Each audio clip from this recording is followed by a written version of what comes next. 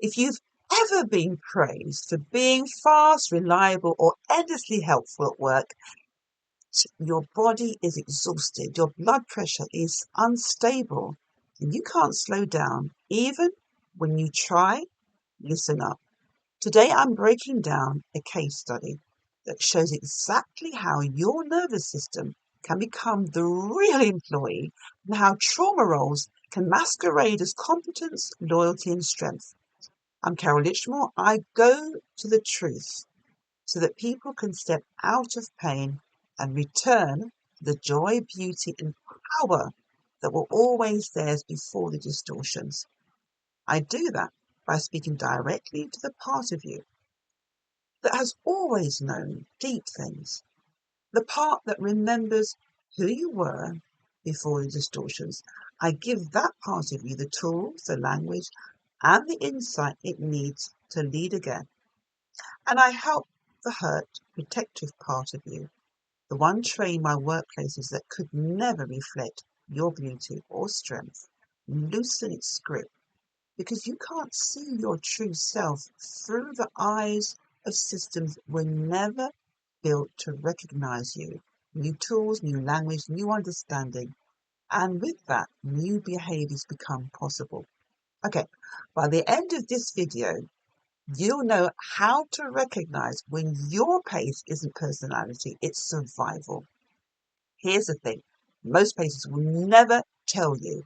Some organizations don't hire your skills.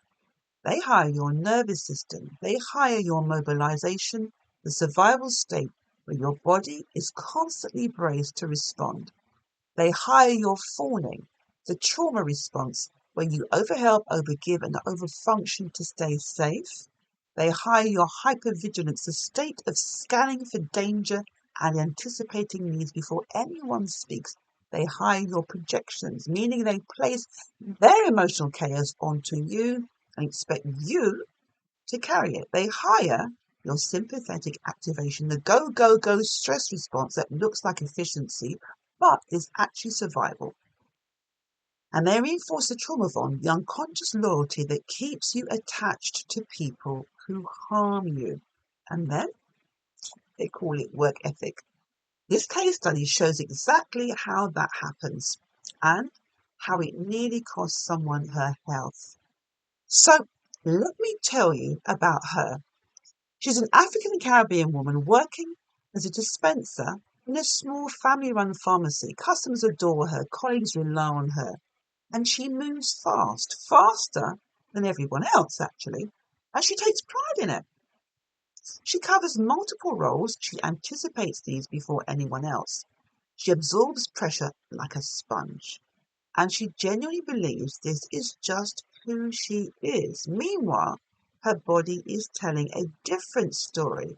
Her blood pressure swings from dangerously high to inexplicably low. She experiences chronic pain. She feels constant exhaustion. She's always on the move. She's always fine, and she refuses, absolutely refuses, to connect any of this to the workplace dynamics because the system has done something very powerful. It has mobilized her valency, which is her natural tendency to care, to stabilize, to help, to be help useful, and turned it into a role, a trauma role, a role that feels like identity, and she is not strange or unusual. Many of us have valencies like this, tendencies towards rescuing, pleasing, fixing, performing, absorbing, that get activated in certain environments. Some people become a fixer, some become the peacemaker, some become the invisible one, some become the higher achiever, some become the emotional container. Her valency was care, and the system used it to pathological proportions. Let me break this down. She wasn't fast, she was being mobilized, meaning her body was in a constant state of readiness, pumping adrenaline to keep her moving. She wasn't helpful, she was fawning, meaning she was overgiving to stay safe in a volatile environment.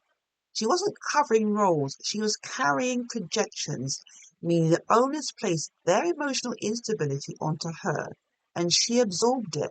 She wasn't strong, she was hyper vigilant, meaning she was scanning for danger, anticipating needs and preventing conflict before it erupted. Her nervous system was in sympathetic activation, the stress response that keeps you in the go, go, go mode. And because she lived like this for years, he thought it was her personality. But here's a twist. The workplace rewarded her mobilisation.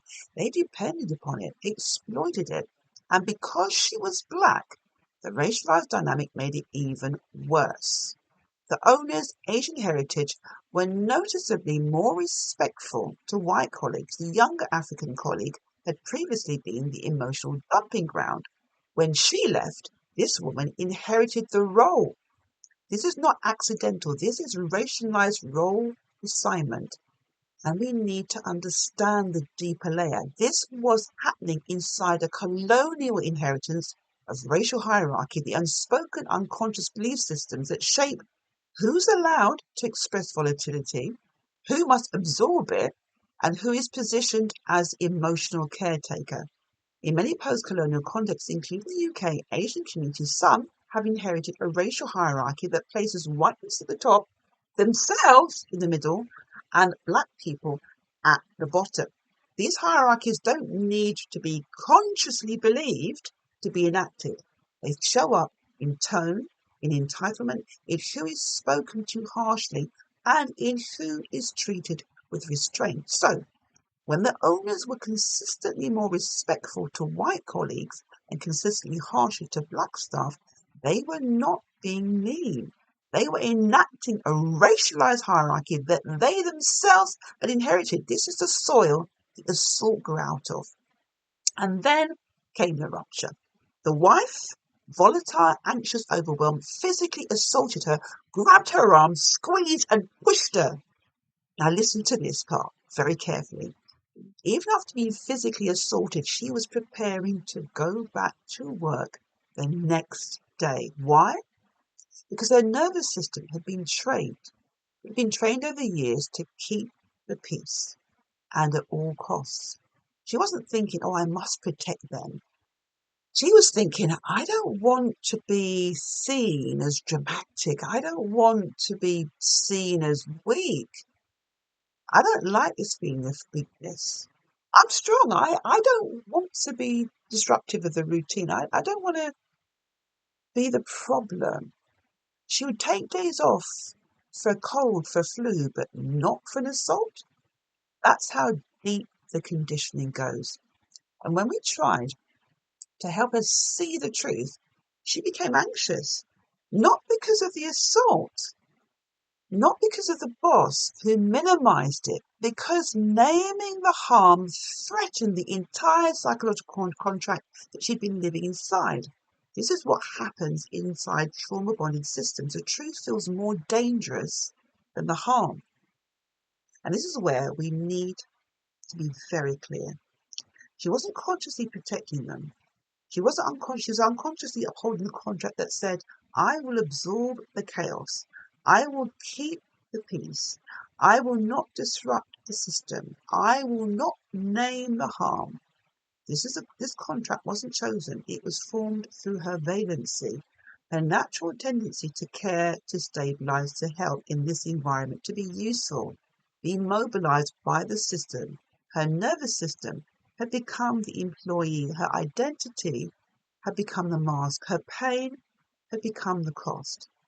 It wasn't until she spoke to people outside the system, people who weren't invested in her silence, that she realized she couldn't go back. She couldn't face her abuser. She couldn't keep sacrificing her body to maintain the emotional stability of a dysfunctional workplace. And the moment she chose herself, everything changed. Here are the signs that your nervous system has become the employee. First, you move faster than everyone else, and you believe it is simply who you are. This is often mobilisation, the survival state where your body is braced to respond, not personality. Second, you take pride in overfunctioning even when it hurts you. This is often the fawn response. The trauma pattern where you overgive to stay safe, not genuine motivation. Third, your body carries symptoms you cannot explain. Blood pressure swings, chronic pain, exhaustion, headaches, and digestive issues are often signs of your sympathetic activation, the stress response that keeps you in the go, go, go mode. Fourth, you minimize harm and protect the people who hurt you. This is the unconscious contract, not loyalty, created when your valency is being used by the system. Fifth, you believe your value comes from being useful. This is the fawn response, wearing a uniform, not your identity. Sixth, you cannot slow down even when you want to.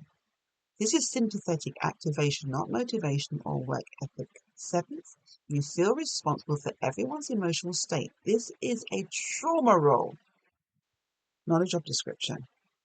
If any of this resonates, your nervous system might be doing the job your workplace hired you for, and you deserve better.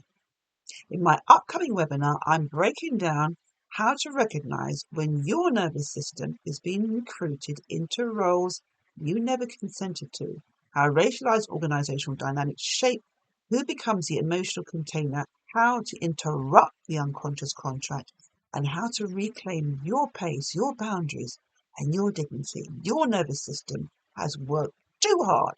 It's time to give it back to you.